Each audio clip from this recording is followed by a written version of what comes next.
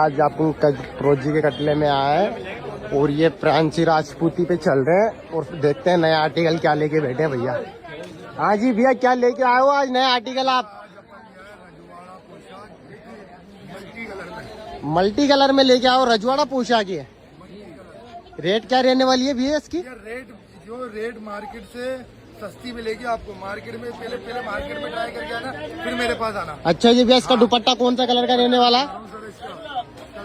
ये प्रांची राजपूती पे देखो, ये एक से बढ़ के एक आर्टिकल बनाते हैं भैया, नए नए लॉन्च करते हैं रोज। ये दुपट्टा रहने वाला है इसी के साथ में, मल्टी के साथ में। ये इसी की कुर्ती रहने वाली है। कुर्ती बनाओ, ब्लाउज बनाओ। ये आना कहाँ पड़ेगा भैया आपको? इसको आना पड़ेगा बड़ी चौपड़ जयपुर में।